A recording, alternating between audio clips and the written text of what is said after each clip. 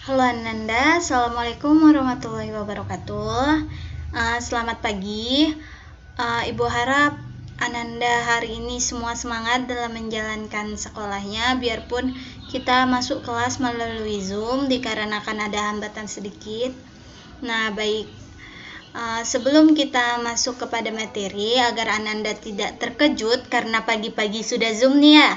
Nah, jadi Ibu mari sama-sama kita rileks untuk diri kita supaya kita lebih konsentrasi dalam menangkap ilmu pelajaran.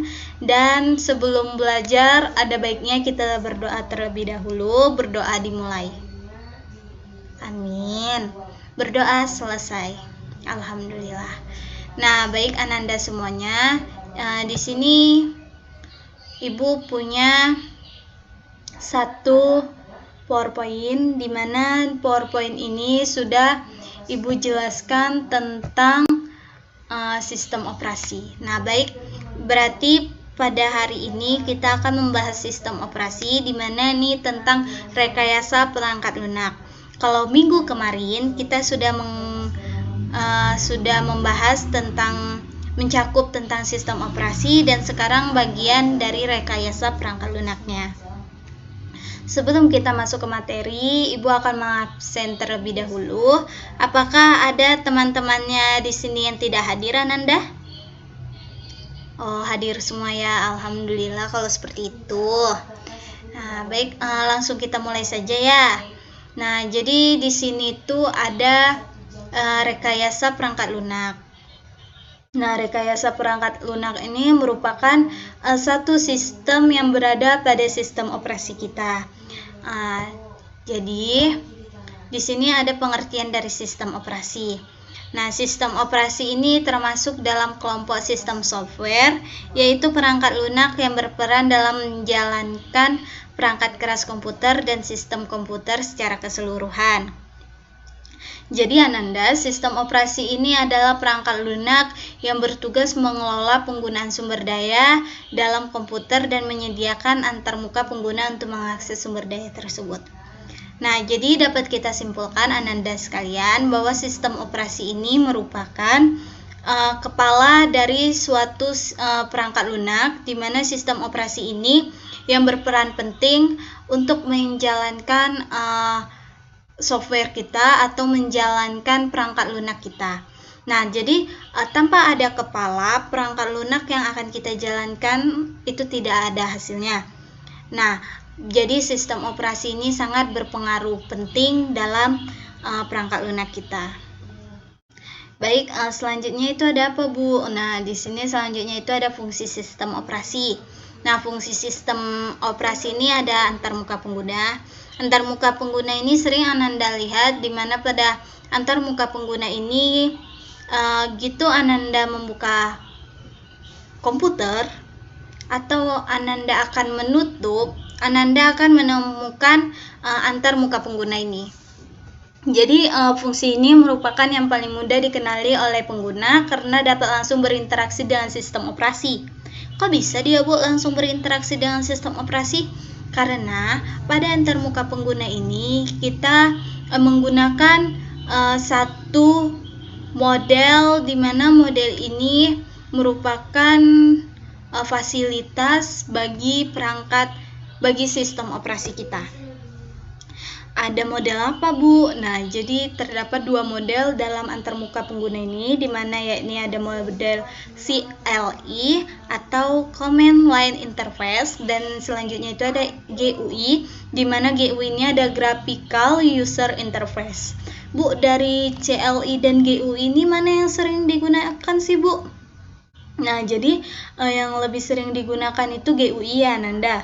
Kenapa sering digunakan GUI? Karena pada GUI ini fasilitas untuk memberikan perintah dalam bentuk teks itu lebih cenderung dapat dipahami daripada berbasis tampilan grafis.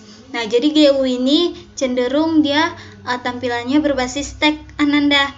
Nah, Bu, bisa nggak Ibu menunjukkan yang mana antarmuka pengguna itu, Bu? Nah, untuk melihat antarmuka pengguna, Ananda cukup menekan Start. Nah, dia akan muncul di sini. Nah, ini yang dimaksud dengan antarmuka pengguna. Yakni ada Edge ini bisa browser, terus Word ini kayak Microsoft Word yang sering Anda gunakan dalam pembuatan makalah.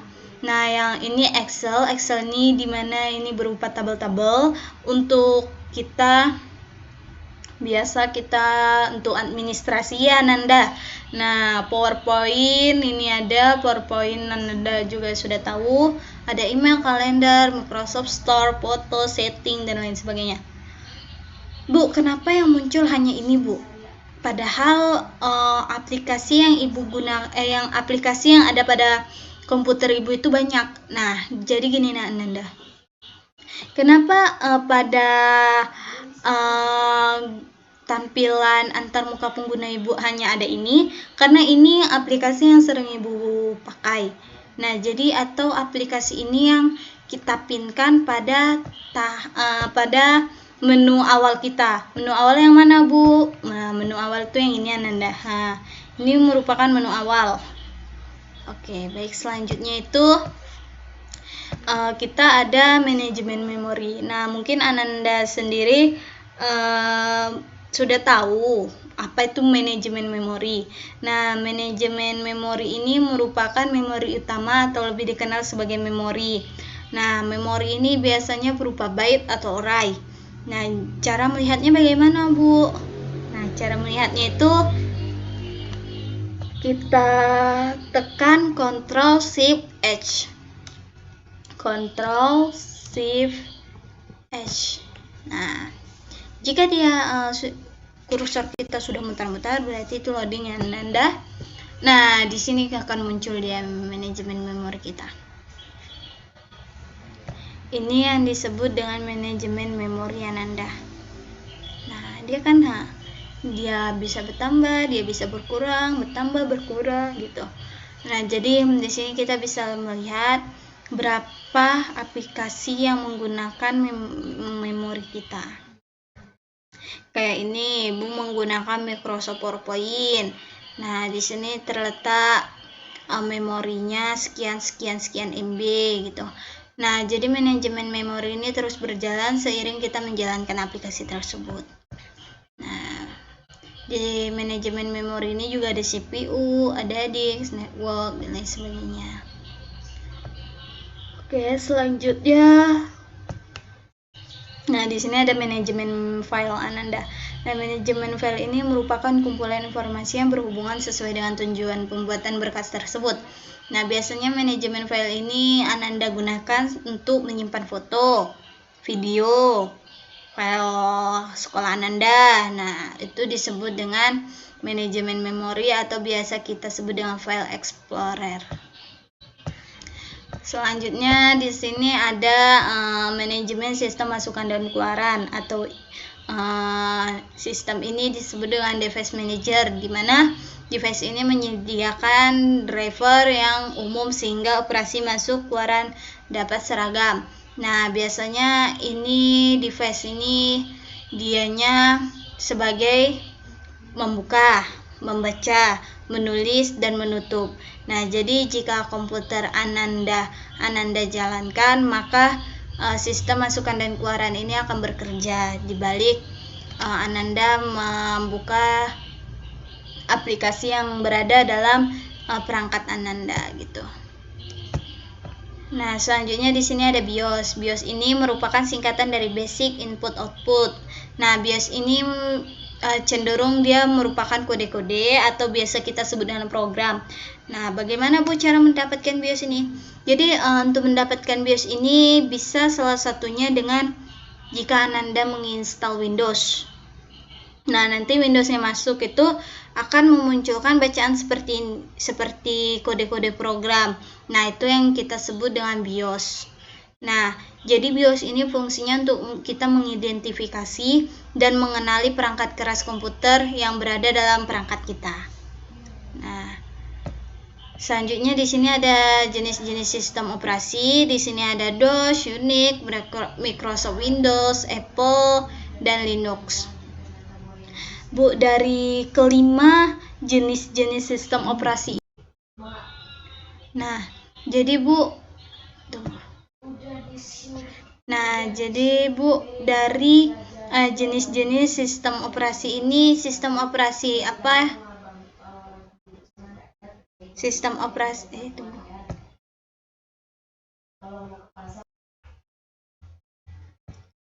Nah, baik Bu. Jadi dari jenis-jenis sistem operasi ini, jenis sistem operasi apa yang paling sering digunakan, Bu? Nah, jadi yang paling sering digunakan itu umumnya Microsoft Windows. Mengapa Microsoft Windows yang sering digunakan? Nah, karena ini merupakan sistem operasi yang berbasis GUI dan yang secara umum itu sudah terinstal dalam perangkat kita gitu. Nah, jadi Microsoft Windows ini sering awalnya hanya add-on dari MS-DOS karena tingginya tuntutan pada sistem operasi yang berbasis GUI ya atau berbasis teks tadi. Nah, jadi merupakan versi awal dari Windows berjalan di atas MS-DOS. Nah, selanjutnya Bu, itu ada tahapan instalasi sistem operasi ya, Nanda. Nah, jadi merupakan tahapan instalasi ini nantinya akan kita bahas pada pertemuan selanjutnya, yakni pada minggu depan. Dan sebelum itu, jangan senang dulu ya. Jangan karena kita online, Ananda sekalian ini bebas dari tugas. Tidak ya. Jadi Ibu mau Ananda nanti mengerjakan mempraktekkan manajemen proses ini, di mana dalam manajemen proses ini Ibu mau Ananda screenshotkan hasil kerjanya, pengertian dari manajemen proses, apa kegunaan manajemen proses, dan cara menjalankan manajemen proses. Ibu mau Ananda kerjakan di Microsoft Word dan Ananda PDF-kan, lalu Ananda kirim ke grup. Ibu kasih waktunya sampai minggu depan, sampai kita ketemu di minggu depan ya. Waktunya lama, tugas hanya 1.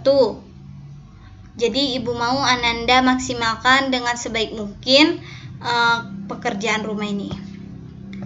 Nah, untuk minggu depan kita akan membahas tahapan instalasi dari sistem operasi.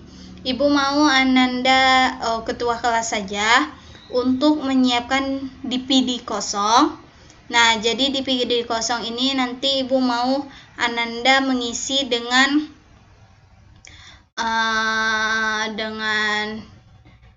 instalasi Windows dengan isi dari Windows 8. Jadi DPD itu Ibu mau Ananda isi dengan Windows 8, dan Windows 8 itu Ibu mau Ananda sudah mendapatkan kunci dari Windows 8. Nah, untuk kunci dari Windows 8 bisa Ananda lihat pada YouTube Ibu, di mana nanti akan Ibu share linknya ke WA group.